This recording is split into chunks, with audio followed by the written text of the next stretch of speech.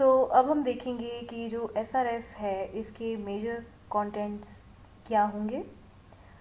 सबसे पहले हम फर्स्ट सेक्शन में अपने प्रोडक्ट के पर्पस को डिस्क्राइब करेंगे, सेकंड सेक्शन में स्कोप को डिस्क्राइब करेंगे, थर्ड सेक्शन में प्रोडक्ट प्रोस्पेक्टस को डिस्क्राइब करेंगे।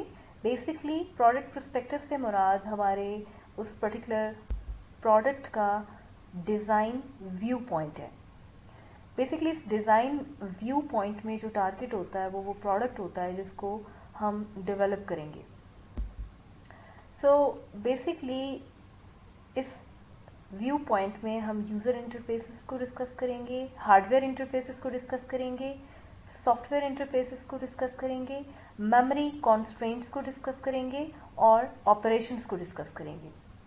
देन फोर्थ सेक्शन में हम उस प्रोडक्ट की फंक्शनैलिटी को डिस्कस करेंगे। फिफ्थ सेक्शन में यूज़र कैरेक्टरिस्टिक्स को डिफाइन किया जाएगा। सिक्स्थ सेक्शन में हम उस सिस्टम की लिमिटेशन को आउटलाइन करेंगे। सेवन्थ सेक्शन में हम उस सिस्टम की assumptions एंड डिपेंडेंसीज को डिस्कस करेंगे। एट्थ सेक्शन में हम उस सिस्टम की स्पेसिफिक रिक्वायरमेंट्स को हाईलाइट करेंगे। नाइन्थ सेक्शन में हम उस सिस्टम के एक्सटर्नल इंटरफेसेस को डिस्कस करेंगे। टेंथ सेक्शन में फंक्शंस को डिफाइन किया जाएगा। 11th सेक्शन में हमारी जो यूजेबिलिटी रिक्वायरमेंट्स हैं हम उनको हाईलाइट करेंगे। 12th सेक्शन में परफॉर्मेंस रिक्वायरमेंट्स को हाईलाइट किया जाएगा। 13th सेक्शन में हम वेरिफिकेशन मैथडोलॉजीज को हम डिस्कस करेंगे और 14th सेक्शन में हम सपोर्ट इंफॉर्मेशन प्रोवाइड करेंगे। ये वो तमाम कंटेंट्स हैं जो किसी भी SRS को मेंटेन करने के लिए हमें पता होने चाहिए। सबसे पहले तो हम ये देखेंगे कि पर्पस क्या है। पर्पस से मुराद ये है कि जिस पर्टिकुलर प्रोडक्ट को हमने बिल्ड करना है उस पर्टिकुलर प्रोडक्ट को बिल्ड करने का जो मेजर पर्पस है उस पर्पस को हमने इस सेक्शन में एक्सप्लेन कर देना है, डिफाइन कर देना है। मीन्स कि वो प्रोडक्ट हम किस पर्पस के लिए बना रहे हैं उस पर्पस को हम इस सेक्शन के अंदर डिस्क्राइब करेंगे। जैसे कि इसकी एक पार्शियल एग्जाम्पल लेते हैं और एग्जाम्पल ये कहती है the goal of this project is to provide a mobile application. Basic goal क्या है? बेसिक गोल ये कि हम एक मोबाइल एप्लीकेशन जो है वो बिल्ड करना जा रहे हैं। ठीक है जी, क्यों बिल्ड करने जा रहे हैं? For restaurant clients and web portal for restaurant owners and company administrator. अब हम इसकी एक पार्शियल एग्जाम्पल यहाँ पे कंसीडर करेंगे।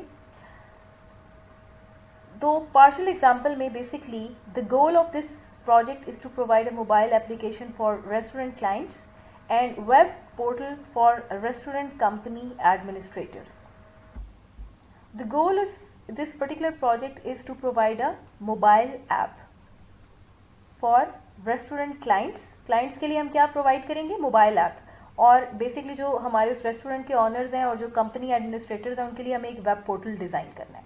ठीक है जी, क्लाइंट्स के लिए हम एक मोबाइल एप्लीकेशन डिज़ाइन करेंगे और जो रेस्टोरेंट के ऑनर हैं और जो हमारा एडमिनिस्ट्रेटर है, कंपनी एडमिनिस्ट्रेटर है जो इस पर्टिकुलर ऐप को मैनेज करेगा, उसके लिए हम एक वेब पोर्टल को डिज़ाइन करेंगे, इम्प्लीमेंट करेंगे। The next section is the scope section. To describe the scope of a software under consideration by, किसी भी सिस्टम के स्कोप को डिस्क्राइब करने के लिए we have to consider the following points. The first point saying identifying the software product to be produced by name. जिस particular software product को आप बनाने जा रहे हैं उसको हम किस तरह से आइडेंटिफाई करेंगे? उसको हम किसी स्पेसिफिक नेम से हम आइडेंटिफाई करेंगे under this section which is called the scope section.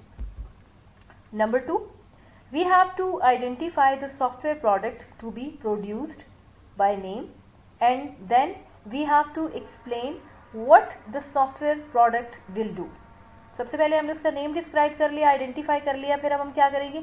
अब हम उस सॉफ्टवेयर सिस्टम की डिटेल्ड रिक्वायरमेंट्स को एक्सप्लेन करेंगे। बेसिकली उस प्रोडक्ट ने क्या फंक्शनैलिटी परफॉर्म करनी है उसको हम इस सेक्शन के under which is called scope हम डॉक्यूमेंट कर लेंगे।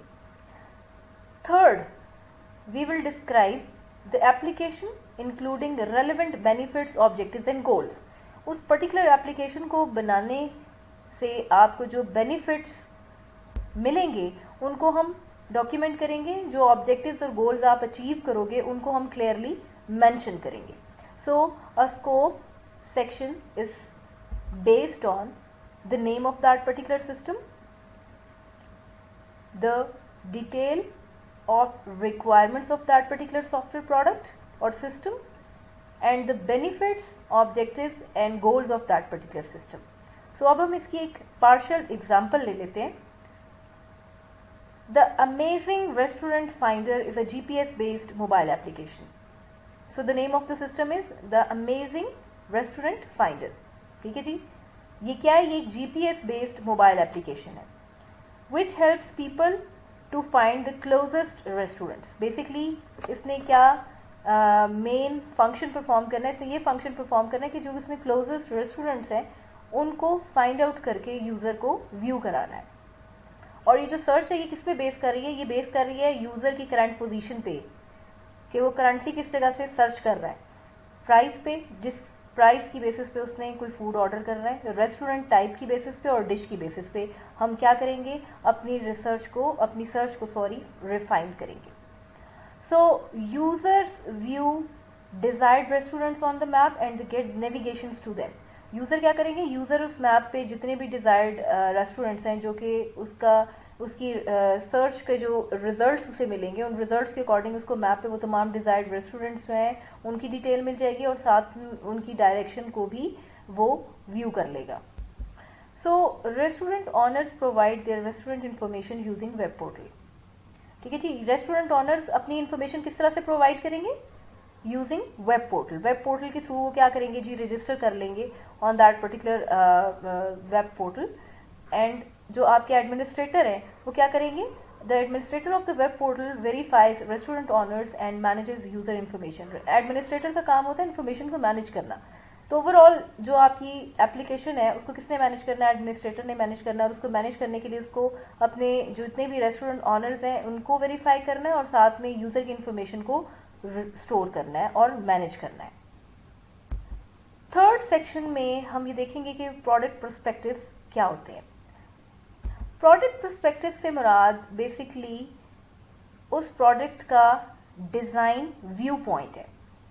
और इस डिजाइन व्यू पॉइंट में हमारा टारगेट क्या होता है? हमारा टारगेट वो एप्लीकेशन होती है जिसको हम बिल्ड करने जा रहे हैं. ठीक है जी. So you have to define the system relationship with other products. अगर आपका वो पर्टिकुलर सिस्टम जिसको आप बिल्ड कर रहे हो वो एक बड़े लार्जर सिस्टम का एक पार्ट है, तो हम क्या करेंगे? हम उसका रिलेशनशिप उस लार्जर सिस्टम के साथ क्या करेंगे? डिफाइन करेंगे कि किस तरह से किस कंपोनेंट के साथ कनेक्टेड है, किस प्रोडक्ट के साथ कनेक्टेड है, उससे क्या इंफॉर्मेशन इसको मिल रही है. ये सारी चीजें हमने डिफाइन करनी है under this section. Means we will relate the requirements of the larger system to the functionality of the product.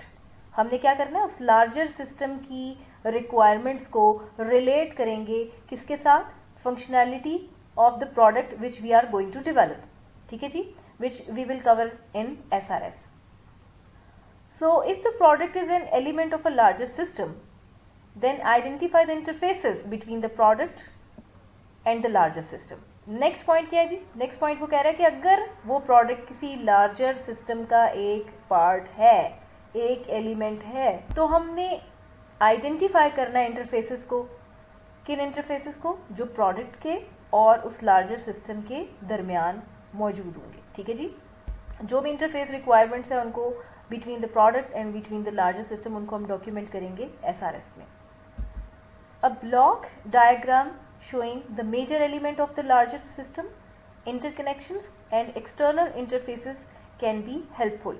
So for this particular purpose we will draw a block diagram which will show the major elements of that particular larger system, the interconnections and the external interfaces which will be helpful while we are documenting all the related information.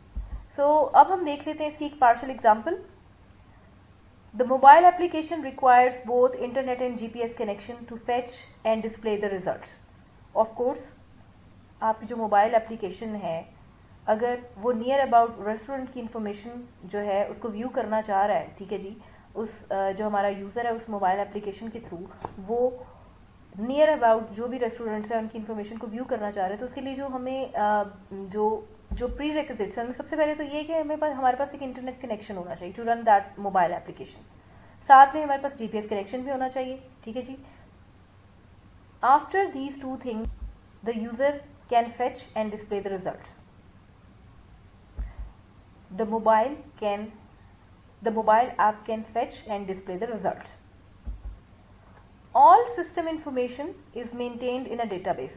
जितनी भी system की information है, जिस तरह से हम बात कर रहे थे कस्टमर के, रेस्टोरेंट के ऑनर्स की इंफॉर्मेशन, यूजर की इंफॉर्मेशन, ठीक है जी, वो तमाम इंफॉर्मेशन हम डेटाबेस में मैनेज करेंगे। और ये जो डेटाबेस है ये कहाँ पे लोकेटेड है? ये एक वेब सर्वर पे लोकेटेड है।